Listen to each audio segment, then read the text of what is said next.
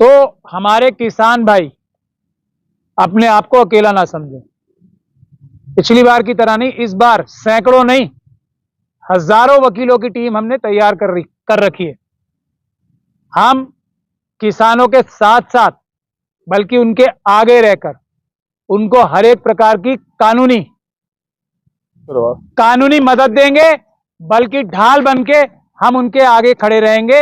और ये जो इलीगल काम, क्राइम्स पुलिस के माध्यम से, ये भ्रष्टाचारी पुलिस के अफसरों के माध्यम से अमित शाह साहब और मोदी जी करा रहे हैं, उसके खिलाफ भी हम कानूनी कार्रवाई करेंगे। आप लोग बिल्कुल निश्चिंत रहें। कुछ भी, ये आपकी नहीं हमारी जिम्मेदारी है आपको कानूनी मदद देना। सैकड़ों नहीं हजारों वकील हमने तैयार कर रखे हैं। पहली बात ये।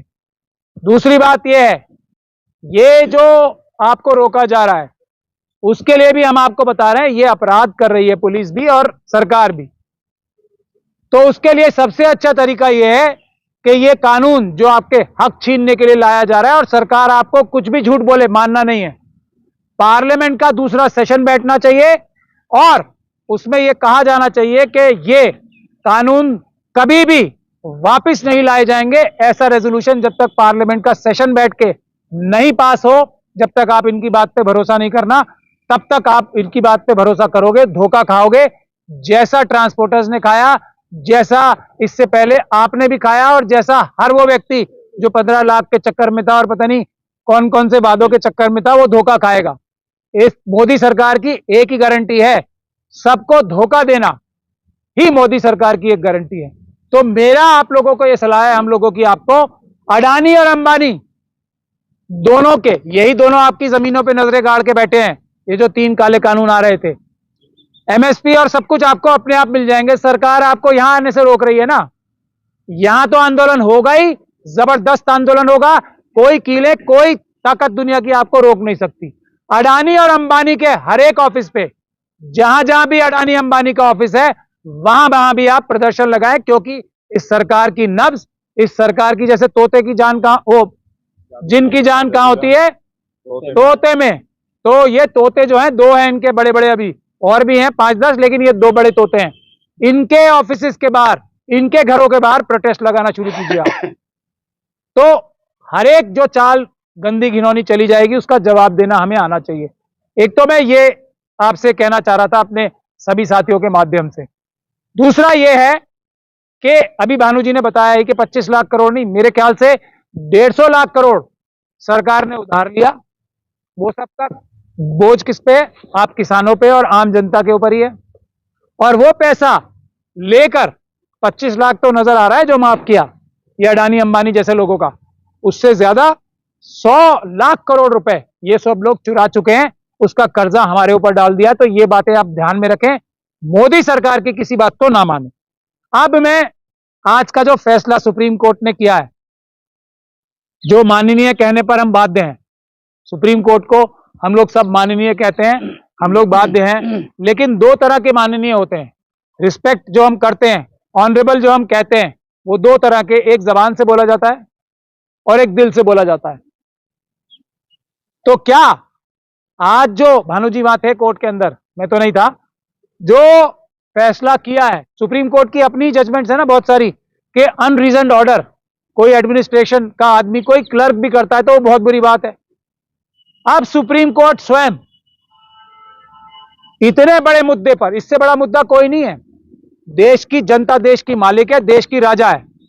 राजा बनाने में अगर घपला धांधली कोई कर रहा है, देश का निजाम चलाने में जिस निजाम की वजह से सुप्रीम कोर्ट है, उस संविधान के साथ कोई धोखाधड़ी कर रहा है, कोई इतना बड़ा फ्रॉड कर रहा है, उसको बगैर रीजन्ड ऑर्डर पास किए अगर डिसमिस किया जाता है, जैसा भानु जी बता रहे हैं, तो क्या हम दिल से ऑनरेबल बोल पाएंगे इस फैसले को?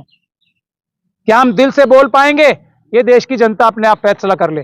लेकिन मेरा ऐसा मानना है, सुप्रीम कोर्ट और हमारे सारे संस्थान ये आरएसएस और बीजेपी के, ये गुंडों के दबाव में है, ऐसा सुप्रीम कोर्ट के 4 जजेस प्रेस कॉन्फ्रेंस करके बोल चुके हैं। तो जनता को इस दबाव को खत्म करना है। हम देश के मालिक हैं, देश की जनता इस देश की मालिक है। सुप्रीम कोर्ट के जजेस भी हमारे नौकर हैं, जैसे प्रधानमंत्री नौकर हैं। तो अपने नौकरों के ऊपर से प्रेशर हटवाना, वो खुल के काम कर सकें, ये भी जिम्मेदारी जनता की है, जो पीसफुल प्रोटेस्ट के माध्यम से ही होगी। इसीलिए 25 तारीख का ऐलान अभी डीसी कपिल साहब आपको डिटेल में बताएंगे। ये सभी प्रधानमंत्री जी, जिनको हम अपना प्रधान सेवक नौकर कहते हैं, वो प्रधान चोर ना बन जाए, प्रधान चोर या डकैत ना बन जाए, उनको रोकने के लिए भी 25 तारीख का प्रोग्राम हम लोग कर रहे हैं। और इन सबकी जड़, जैसा अभी आप लोग देख रहे हैं, करोड़ों वोट खाने के बाद भी, करोड़ों वोटों की चोरी करने के बाद भी सुप्रीम कोर्ट तक से अगर बिना डिटेल्ड ऑर्डर पास किया, क्योंकि डिटेल्ड ऑर्डर मुझे लगता है इसमें कोई पास हो ही नहीं सकता। चुनाव आयोग ने एक झूठा, पूरी जिम्मेदारी के साथ कह रहा हूं, सरकारी वकीलों के माध्यम से एक झूठा एफिडेविट फाइल किया और सुप्रीम कोर्ट ने उसका झूठ न पकड़ के उसको अनरीजन्ड ऑर्डर, एक लाइन का ऑर्डर पास करके डिसमिस किया है, जैसा भानु जी मुझे बता रहे हैं। तो इससे बड़ा अन्याय कुछ नहीं हो सकता। तो आप समझ सकते हैं ये करोड़ों वोट जो धांधली की जा रही है, इसका भी हमें इंतजाम करना पड़ेगा ईवीएम के साथ साथ। लेकिन अगर ईवीएम से चुनाव हुआ, जो कि इस देश की जनता ने जिम्मेदारी ली है अपने ऊपर, नहीं होने देगी, तो फिर ये वोटों की जो पन्ना प्रमुखों के माध्यम से, ये कोई बीएलओ वगैरह ने नहीं किया है काम, पन्ना प्रमुखों ने करवाया है। सरकार में जो इलेक्शन कमीशन के ऑफिसर्स थे उसके माध्यम से, ये सभी लोग अपराधी हैं। और मैं सेक्शन भी पढ़ के बता रहा हूं, फिर मैं अपनी बात खत्म करूंगा। सेक्शन 32 है, representation of people's act. Section 32 वो क्या कहता है? Breach of official duty in connection with preparation et cetera of electoral rolls, यानी कि जो ये इलेक्टोरल रोल्स बनाने की, इलेक्शन की लिस्ट बनाने की, वोटर लिस्ट बनाने की जिम्मेदारी सिर्फ और सिर्फ किसकी है? इलेक्शन कमीशन की। इलेक्शन कमीशन का हर अधिकारी 6 महीने से लेकर 2 साल की सजा, मिनिमम 6 मंथ, 2 साल की सजा भुगतेगा जिसने ये फ्रॉड किया। मैं आपको पढ़ के सुना रहा हूं। If any electoral registration officer, assistant electoral registration officer or other person required by or under this act to perform any official duty in connection with preparation, revision or correction of electoral rolls or inclusion of or exclusion of any entry in or from that roll is without reasonable cause guilty of any act or omission in breach of such official duty, he shall be punishable with imprisonment for a term which shall not be less than 3 months but which may extend to 2 years or with fine। ये 6 महीने कम से कम और 2 साल की सजा, 2 साल तक सजा तब है जब एक वोट में कुछ गड़बड़ी कर दी हो। एक वोट में, यहां करोड़ों वोटों में धांधली की है। हर एक इलेक्शन कमीशन का ऑफिसर ध्यान से सुन ले, एक वोट के लिए 6 महीने की सजा है मिनिमम। अगर 100 वोट में धांधली की होगी ना इलेक्शन के ऑफिसर ने, जो जिम्मेदार है इस काम का, तो 600 मल्टीप्लाइड बाय 6 महीना, ध्यान से सुन ले, 6 महीने की सजा नहीं है सिर्फ। तो ये ध्यान से, उम्र कट जाएगी जेलों में, अभी भी टाइम है, उसका भी प्रावधान है।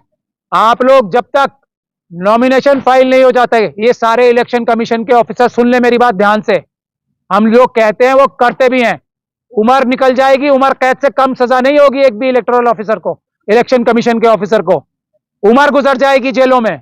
अभी जाके टाइम है, जब तक नॉमिनेशन फाइल नहीं होता तब तक का टाइम है हर एक इलेक्शन ऑफिसर के पास। छोड़ेंगे नहीं हम, एक को भी नहीं छोड़ेंगे, उम्र कैद होगी सबको, ध्यान रख लें इस बात को और जाके आज से जुट जाए, अभी बहुत टाइम है।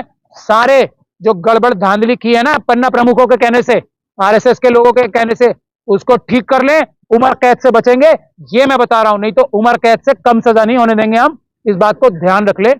बाकी हम सब लोगों को यही कहना है कि बहुत जल्दी आप लोगों को, जो पॉलिटिकल पार्टीज भी हैं, उनका सहयोग भी इस आंदोलन से आपको नजर आ जाएगा। ये एक अच्छी खुशखबरी है जो हम आप लोगों को देना चाहते थे। आप लोग तैयार रहिए जनता के इस आंदोलन से, जनता की इस लड़ाई से। ईवीएम को हटाने का मुहिम बहुत तेज हो चुका है, अब पेपर बैलेट से ही चुनाव होंगे। ये सब जो आपने फैसला किया है देश के मालिकों ने, देश की जनता ने, वो इंप्लीमेंट आपके ये ईमानदार नौकर और सैकड़ों हजारों और ईमानदार नौकर जो जान हथेली पे लेके अपनी, आप देख रहे हैं ना ईवीएम मशीनें निकाल के तोड़ी भी जा रही हैं और दूसरे काम हो रहे हैं, वो सब आपके ईमानदार नौकर हैं। एक आखिरी बात कह के मैं अपनी बात खत्म करूंगा। अब ये जो चोरी वाले इलेक्शन कमीशन के ऑफिसर्स आपके पास आते हैं ना मशीन दिखाने, उनको भगा दीजिए। उनसे बोलिए या तो ये मशीनें हमारे हवाले करो, हम ये ईवीएम हटाओ संयुक्त मोर्चा के जो 50 का चैलेंज है ना उनको देंगे और वो साबित करेंगे ये फ्रॉड है, वरना ये मशीनें हमें मत दिखाओ। उन लोगों को आप वहां से रफा दफा करें। ये हम आपसे आखिरी अपील करके आपको एक तरीके से गुजारिश भी कर रहे हैं कि ईवीएम मशीन दिखाने वाले अफसरों को आप लोग भगाएं। उनसे कहें या तो हमें मशीन दीजिए, हम मशीन हम लोगों तक पहुंचाएंगे, यानी कि आपके इन सच्चे नौकरों के पास पहुंचाएंगे और हम ये फ्रॉड साबित कर देंगे, वरना हमें अपनी शक्ल ना दिखाएं ईवीएम की मशीनें लेके। मैं धन्यवाद। मैं एक बात इसी में इसको रिकॉर्ड कीजिए, मैं वो करना चाहता हूँ। इन्होंने पन्ना प्रमुख की बात कही कि ये आरएसएस के जो पन्ना प्रमुख है, बीजेपी के पन्ना प्रमुख, उसके मैं बाकायदा इसको आपको सबूत के साथ सिद्ध कर रहा हूं और ये हमने सुप्रीम कोर्ट की पिटीशन में भी लगा रखा था। ये है 9/8/2023 का एक कमीशन ने निकाला। उसने कहा है the election commission of India has issued instructions dated 9/8/2023 for appointment of booth level agents BLAs by the recognized political parties in order to maximize the transparency in the process of preparation and revision of electoral roll and also to improve its fidelity। मतलब साफ साफ उन्होंने कहा कि recognised political party जो है वो अपने बूथ लेवल के एजेंट नियुक्त कर सकते हैं इस इलेक्टोरल रोल को बनाने के लिए, वोटर लिस्ट को बनाने के लिए। अगर आप एक व्यक्ति को अपॉइंट करेंगे एक विधानसभा में, एक वोटर एक उसके लिए, सो कितना पैसा लगेगा? कम से कम 10,000 रुपए। आप कैलकुलेट कर लीजिए, लोकसभा में कम से कम 20,000 पोलिंग बूथ है, देन कितना पैसा होगा? करोड़ों में जाएगा। तो कैसे कोई पार्टी करोड़ों रुपए केवल वोटर लिस्ट को ठीक करवाने में, इस जो सारी कार्रवाई करनी चाहिए थी इलेक्शन कमीशन को, उसमें भाग ले सकती है? कौन ले सकता है? केवल रूलिंग पार्टी। और आज की तारीख में आप समझते हैं कि बीजेपी के पास पैसे की कोई कमी नहीं है, देश को इतना लूटा है। तो उन्होंने ये सारी की सारी चीजें, फर्जी जो वोटें बनवाई हैं, उसके पीछे ये लोग हैं और इलेक्शन कमीशन ने बाकायदा उनको ये सुविधा उपलब्ध